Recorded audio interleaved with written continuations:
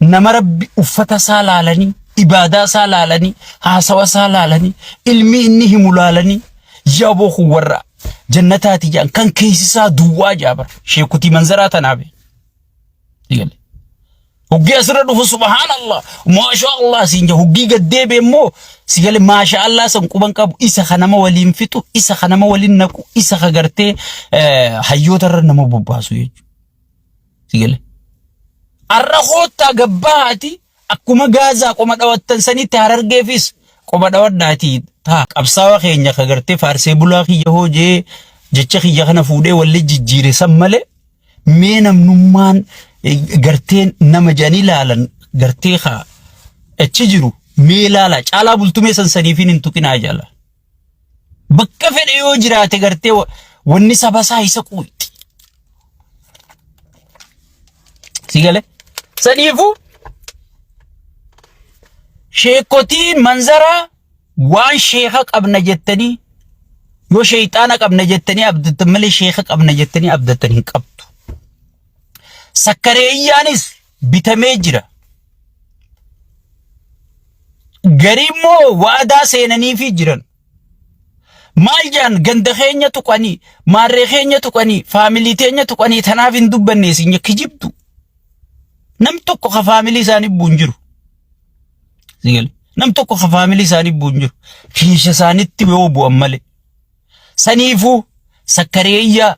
faarsee bulaa sheekotii manzaraa wanni isin wahi qabna jettanii abdattanii jirtu abbaa gadaa duraanuu dhiisi harargeen faan abbaa gadaatuun qabdu oromiyaa akka oromiyaatti illee hangi wayyaa abbaa harargeen faan abbaa gadaatuun qabdu abbaa Khadiir Joowari kayoo ati Khadiir Joowar tuyxe si abaaru kayoo ati Khadiir Joowar jaalatte si eebisu sabboonaa siinjuu san qabdi jechu abbaa Khadiir Joowari si gale sun abbaa gadaati miti saniifu faarsee bulaan gatiin qabu tawabootii sittiin sii dhufu jira hin jarjari waboon riphelo la malee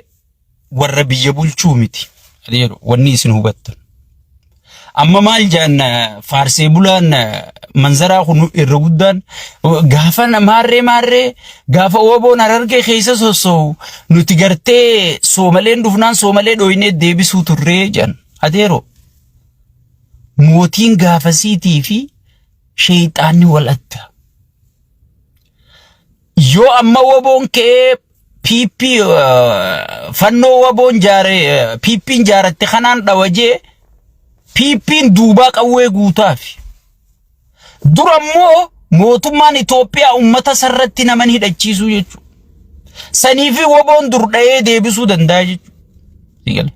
kun amma waraana mootummaatii jechuudha sigale ka hidhachiisu ka nyaachisu ka obaasu itti ana muummicha ministeeraatiimi qawwee har'a nama fixxe kana hidhachuu qaban jee ka hidhachiiseen dammaqaa moqonnanii sigale so waboon kana firraa eegamoo kan mootummaan hidhachiise kana firraa eega meenaayim waboo yoo harkanni dhawanii waboo jettan sigale nuti waan keessa beeknuu fi wabotti naarree jechuudha nuti waan manzaraan beeytu baate ministeerii kaayyatan sheekotiin oggis as jala waadoo isiti sigale tanaaf sheekotii manzaraa wanni jennuuf hiding place bakka itti waadoo isan jechuudha sigale tanaaf nuti waan keessa sirri beeknuu fi waboon komannuu jechuudha mootummaa dargiitis gaafa soomaleen ol seentu yoo waboon ka'ee soomalee ol seentu tana dhaye mootummaan dargii dhufee soomalee san hin gargaaru sigale kun ammoo yoo waboon ka'eemma jara kana dhaye ifiifuu kabiroo hidhachiisee fideetti naqaa jechuudha sigale shayxaanni dhiiga namaa dhugu malee hin jiraatu jechuudha so tana waan keessa sirri beeknuu fi waboon komanne jechuudha sigale waboo wanni itti komannu hujii teen dhaabinii ujiiteen dhaabini itti fufii sigale sangubbarraan nageenya ummata eeysisuu qabu waboon dhufee dhaye sigale fannoon dhufee dhaye fannoon dhugaa sun dhufee dhaye rakkoo teenyaa miti nageenya ummata eeysisuu qabu mootummaan amma karaa ajandaan dhufeef ittiin deebi'e ajandaan irra dhufeef ummata keenya akka keessa jiru gartan dubbiin tun maalirraa kaate jeetiin dawwalee qoradhe sigale ummata Amaaraatii fi ummata Oromoo wali buusuudhaaf karoora lafa kaayyame arra isiniin jenne namichi abbaa irrattiin gaafaan abbaa eebbise booda asabii lolaa jee yaada qaba propaganda malee abiyyi loluu beek yoo abiyyi lole arraba kiyya kanarraa rifeensa na buqqisi awwaanin beekurraa malee kanumatti hin kakadhu abiyyi laal osoo qawwee harka keeysee nama dha'i jettee naman dha'u namni qixasaa sodaataa hin jiru nama yoo willeen distii wal dho'ite baaraku sigale garuu hoggii ala taa'ee beera keessa taa'ee dhaadatu gartee goonni kasaan jiru amma namni lola kana ni lola banamuu ta'a maarre marish nama abiyyin beeyne waan akkanaas propagandaan jiraachuu barbaada lolli inni eeltira rabbanu hin jiru propagandaa kana oowwifachuudhaaf akka ummanni harka isaa dha'u godhuudhaaf yeroo hunda ummata bakka bu'aan qabne laallatanii jechuudha ummata waliin qabne laallatanii jechuudha ummata beekaan isaa waliin dhageeffanne laallatanii jechuudha ummata namni isaa hawaayi qabajaan waliin dhageeffanne laallatanii jechuudha ummanni sun kami jennaan ummata Harargeetii jechuudha beekaan isaa kara birootii iyya sheeyni isaa sheekotiin manzaraa kara birootii iyyiti aktiivistiin isaa bakka birootii iyya abbootiin qabeenya isaa bakka birootii iyyiti guyyaa dheeraa nama wajji footoo kaa oolti ijoollee tiktookii wajji maallaqa hiraa oolti waluu quban qabduu jechuudha mee abbootii qabeenyaa ta'a biyya biroo isii asirraa dubbatan dhageessan hin jirtu soo facaa kana laallatanii jechuudha facaa kanaan maal godhuu barbaadan siyaasaa dalagachuu barbaadan sigale hoogganaan qabnu aktiivistiin qabnu gajji'ee ummataa dubbatu duula rabbansiisan amma akka kiyyaa kana fa'a duula rabbansiisan bara abaluu keenya nurraa tuqee ija teenya nu bu'ee saraara diima dabree jan sigale